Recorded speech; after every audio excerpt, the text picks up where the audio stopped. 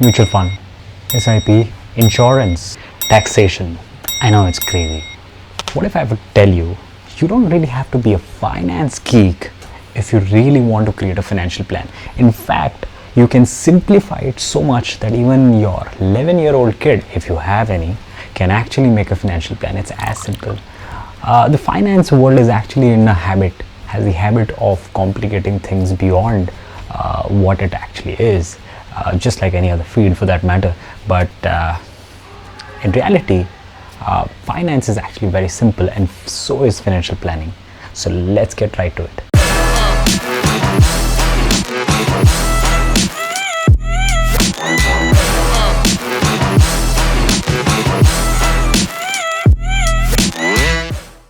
Watch this clip, which the world's biggest investors, Warren Buffett, was giving it in a lecture, and what he actually says about actually making money and creating a plan. You have to be very bright. I mean, I'm sure you are, but it doesn't take brains. It takes temperament. It takes the ability to sit there and look at something. I couldn't agree less. You see, I've done CFA charter holder, I've completed all the 3 levels with all this so much effort of actually creating and going through so many questions and doing so many things, working in this industry for so long. What I really understood is that, in fact, what actually matters is not the technicality of creating a financial plan, but actually keeping it simple and actually taking action on it. Wealth gets created not because you've used some very advanced techniques of actually finding out the best mutual fund or possibly the best stock, the best IPO, which probably is the buzzword right now because it's nice to talk about investments. But you see, the reason why 99% of the people, and the reason why I'm saying 99%, so you can watch this video of Rakesh Jhunjhunwala where he says, confidently saying that 99% of the people are actually not making money. Well, I advise none of you all to trade. मैं बोलता हूँ 10 लाख आते हैं trade करने को, 9,99,000 आपको बोलते हैं कि हमने कमाया, 1,000 बोलते हैं हम खोए, 9,98,900 झूठ बोल रहे, सब खोते हैं। तो मैं आपको बोलता हूँ ट्रेड मत करो, और आप बोलेंगे आप तो मंच पे बैठे हो, खुद सट्टे में कमाया, हमको बोलते नहीं करो। मैं बोले पिताजी विस्की पीते थे, हमको मना करते थे। तो इसलिए क्या है कि that trading is not good for health. पैसा आप सब कमाए, हिंदुस्तान में सबको धन हो, मेरी तो रोज प्रार्थना रहती। बट सच्चाई, और ये सच्चाई हमने देखी आंखों से।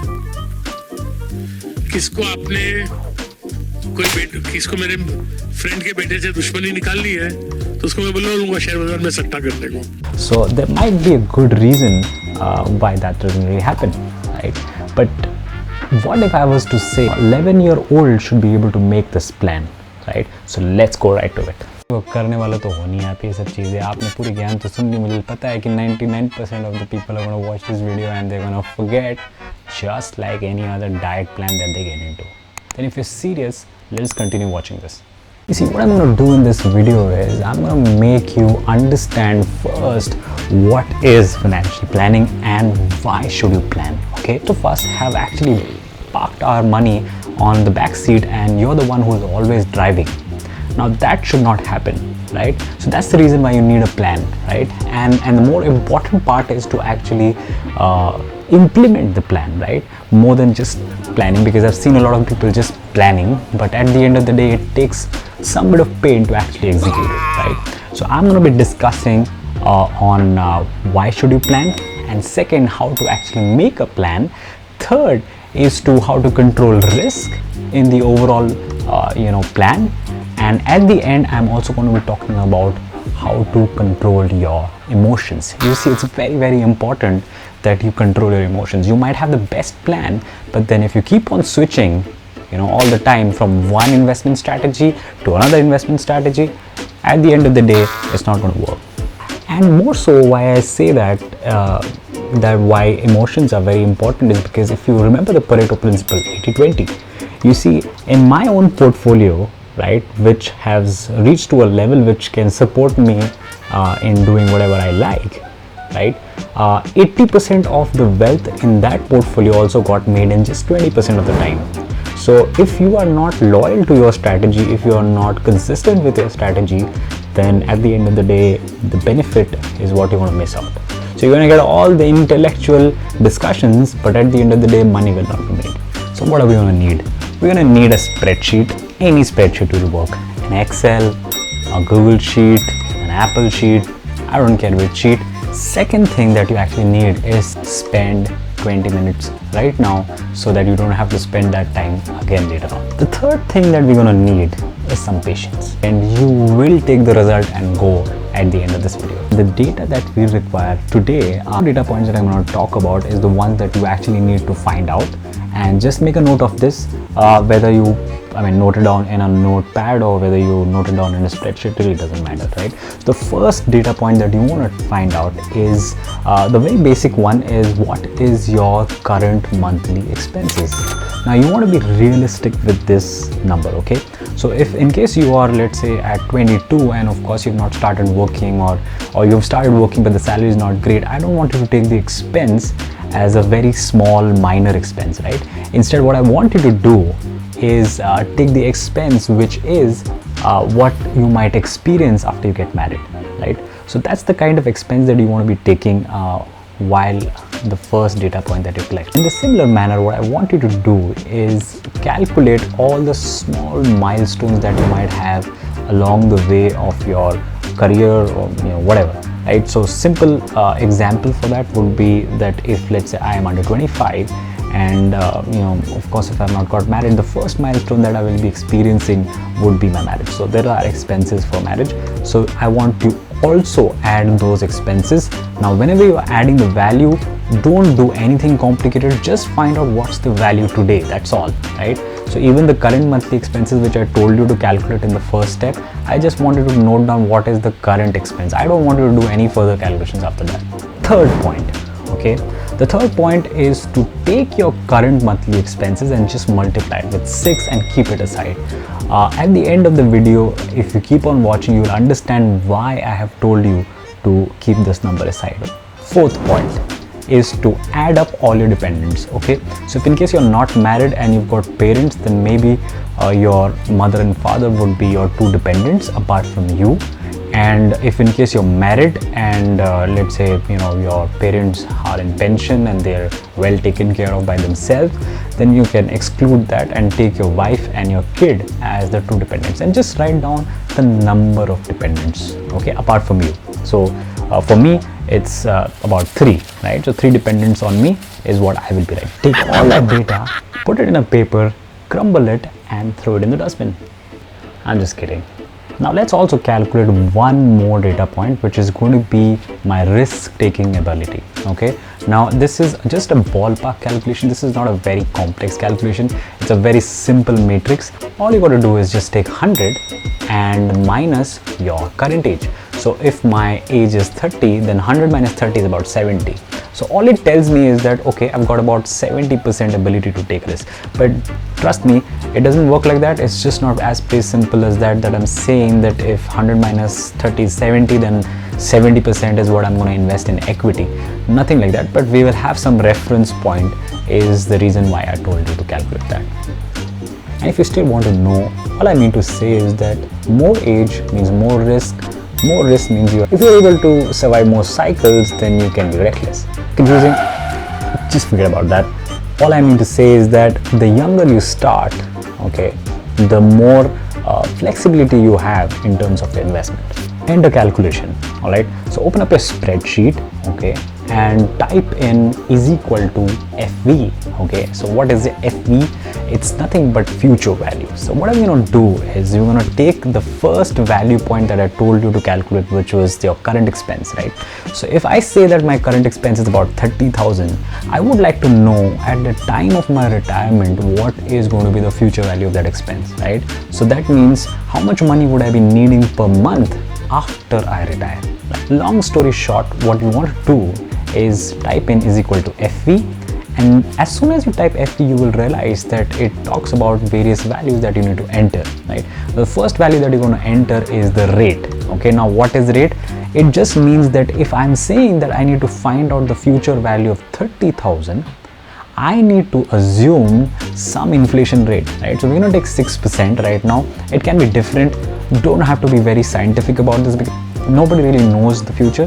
So what we're going to do is we're just going to take 6% and we're going to find out what is going to be the future value. So the rate is going to be 6%. Second, number of periods. So the number of periods is going to be 30 years for me.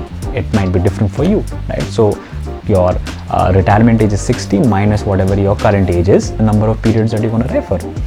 Next up, PV. So that's where your value should be going, right? So you're trying to find out what is the present value of my current expense. So it's about 30,000. So that means present, today. Today is always present, right? So 30,000 is what you're going to be entering in PV. Just a bit of an adjustment that you're going to be putting a minus sign before that. I'll explain you later on why I wrote minus in front of that, right? And PMT, forget about what is PMT. Right now you don't have to understand, just put 0 and type in this Excel is going to be 0. Now 1, what is the value that I get? So in my case, I'm getting 172304. So what I mean to say by this value is that, in the future, at the time of my retirement, if my current expense is 30,000, then I would be needing approximately 1,72,000 per month. Next up, so once we found out what is going to be the future value of the expense, that really is not helping, right? So we're going to assume some average age or life that we're going to be having post-retirement. In most of the cases, you can assume about 25 or 20 years, right? You don't want to really reduce that too much because that can give you a very false sense of calculation. So let's say assume that about 25 odd years is what our lifespan is going to be post-retirement. Now, what are we going to do with this? So now this is where we want to find out that if 1,72,000 is what we will be needing every month for about 25 or 20 odd years, then what is the amount of money that I will be needing in my bank account at 60?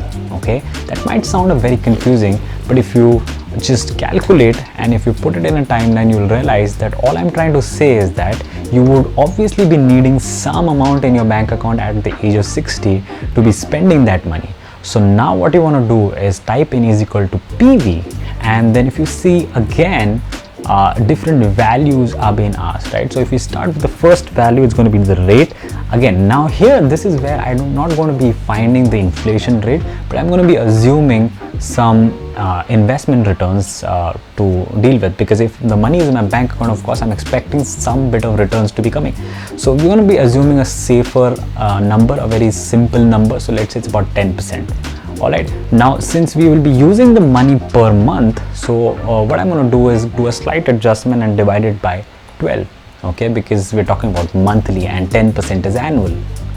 Number of periods, right? So we remember that in my case I'm assuming about 20 years, and I'm going to be multiplying with the number of months that I have in a year, which is about 12 months, comma, and PMT. Now this is where the PMT, so PMT is nothing but anything which is repeating itself with the same value, right? So 1,72,000 will be repeating itself every period. It doesn't have to be months, it doesn't have to be years, it can be anything, any specific time period.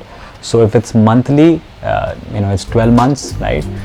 So in this case we will be using 1,72,000 per month. So I'm going to be putting 1,72,000 as my PMT. Now at the end, future value, I'm going to be assuming 0, that we're not going to be left with any money. I don't want to save any money, so the future value is going to be 0. The answer that I get is that I would be needing about 1.78 CR at the time of my retirement, right? So it's plain and simple, right? So that's going to be my goal for my first financial planning, which is to understand how much should I be having at 60 to safely maintain that kind of a lifestyle. Last part, trust me, this is the last part and it's very simple. Now I want to find out today how much should I be investing, starting today how much should I be investing every month so I meet that target.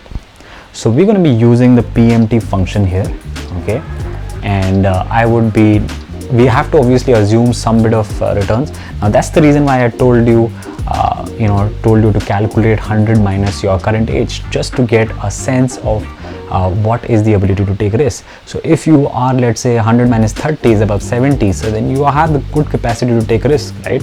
So we can safely assume almost about 13 odd percent, 12 to 13% return every year, right?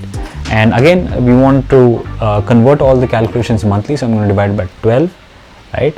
And the number of periods, so in my case it's about 30 years, so it's 30 multiplied by 12 months. PV is going to be 0, which means that I'm not starting with any capital, I'm directly starting with an SIP. So let's say PV is 0, right? And the future value, this is where I want you to now link the value that you found out at the end. In my case, it was about 1.78 crores. In your case, it might be very different, right? So 1.78 crores is what I've linked, and I typed in 0, right?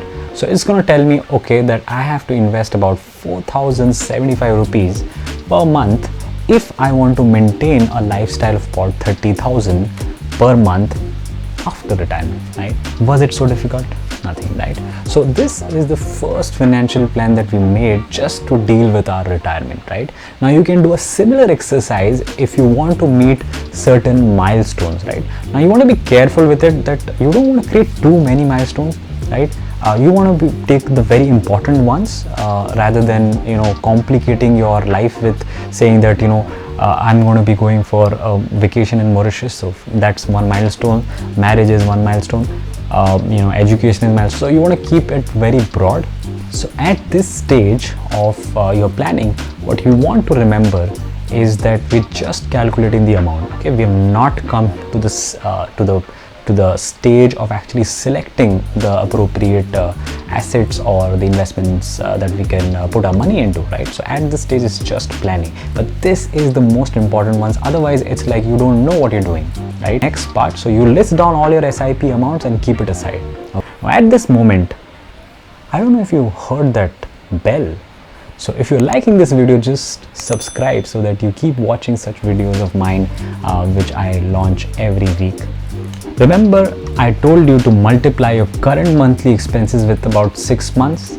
The reason is you're just gonna take, so in my case it's about 30,000, so multiplied with by 6, so that's about 1,80,000.